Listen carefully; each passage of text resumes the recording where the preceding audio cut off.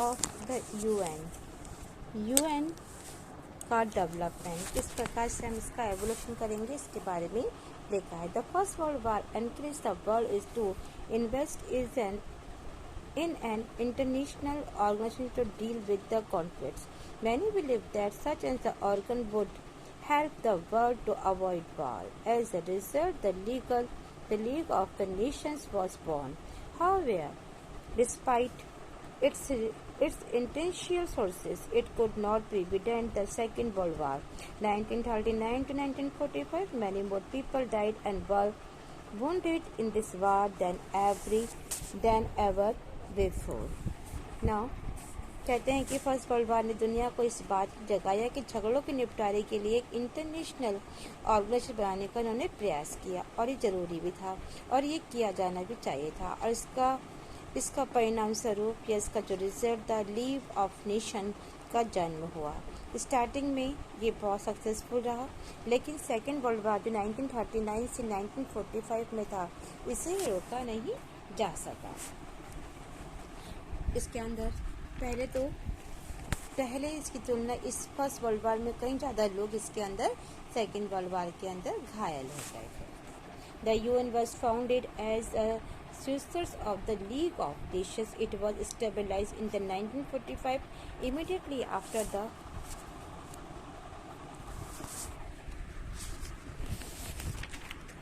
the Second World War. The organization was set up through the signing of the United Nations Charter by 51 states.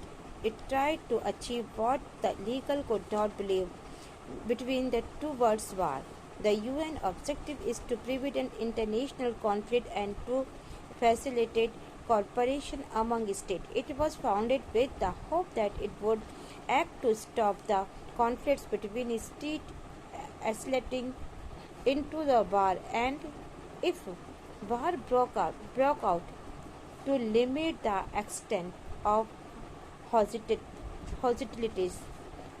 Furthermore, since the conflict often arose from the lack of social and economic development, the UN was intended to bring countries together to improve the prospect of social and economic development all over the world.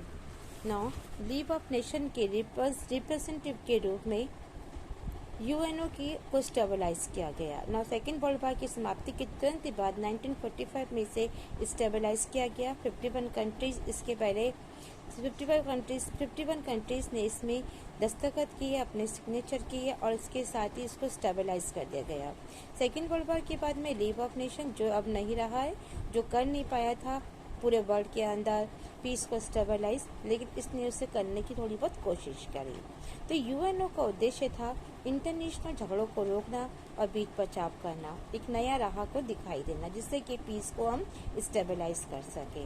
और इसके पीछे एक आशा भी काम कर रही थी कि ये एक ऑर्गेनाइजेशन बनाया जाए जो दो कंट्रीज के बीच में लड़ाई को रोकने का काम कर सके और आगे चल कर के जो युद्ध का रूप ले सकता है। अगर युद्ध छिड़ जाए तो शत्रुता के दायरे को सीमित ये करने का काम करेगा।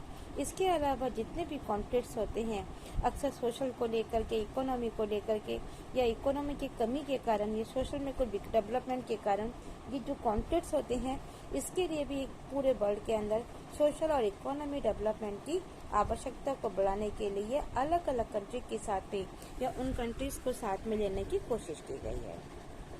By 2011, the UN had 193. 2011 के अंदर UN के 193 मेंबर बन गए। This include the almost all independent state. इसमें सभी अधिकतर इंडिपेंडेंट स्टेट ही थे। In the UN General Assembly, all members have one vote each. और यूएन जनरल असेंबली में हर एक मेंबर का एक वोट उसके अंदर काउंटिंग था। In the UN secretary council there are the 5 permanent member. UN के 5 परमानेंट मेंबर हैं। These are the United State और उनके नाम है United State, Russia, United Kingdom, France and China. This state was selected as a permanent member. ये state ऐसे हैं जिन्हें की परमानेंट मेंबर के रूप में सिलेक्ट किया गया है। But the most powerful immediately after the second world war, और इन्हें सेकेंड वर्ल्ड वार के बाद में ही स्टेबलाइज किया गया था। They constitute the victory of the war. इनका काम है कि वार को रोकना, किसी भी तरीके से आने वाले समय में वार अगर होता है तो उसको रोकने का काम ये करेंगे। The UN almost visible public figures and the representative head the secretary general. UN का सबसे अधिक दिखने वाला सार्वजनिक चेहरा उसका प्रधान रिप्रेजेंटेटिव या महासचिव या सेक्रेटरी जनरल को होता है कि वो सबके सामने विजिबल होता है। The present secretary general is a ban की मून। अभी जो इस टाइम प्रेजेंट में है, तो प्रेजेंट में जो जनरल सेक्रेटरी है उसका नाम है बान की मून। बान की मून ने क्या किया इसके बारे में हम पढ़ेंगे। तो साउथ कोरिया के he is the 8th secretary general, ये 8वें नंबर के सेक्रेटरी जनरल बने हैं। He took over as the secretary general on 1 January 2007। He is the first Asian to hold the post since 1971। कहते हैं 8वें नंबर के जनरल सेक्रेटरी बने और इनका पद जो है जनवरी 2007 को इन्होंने संभाला और 1971 में इनके पद में बैठने वाले ये पहले एशियाई मेंबर है। The UN consists of many different structure and agency. War and peace and different between the member states are discussed in the General Assembly as well as the Security Council. Social and economy issues are dealt with. The many agencies include the War and Health Organization WHO, United Nations Development and the United Nations Human Rights Commission, United Nations High Commission for Refugees, the United Nations Children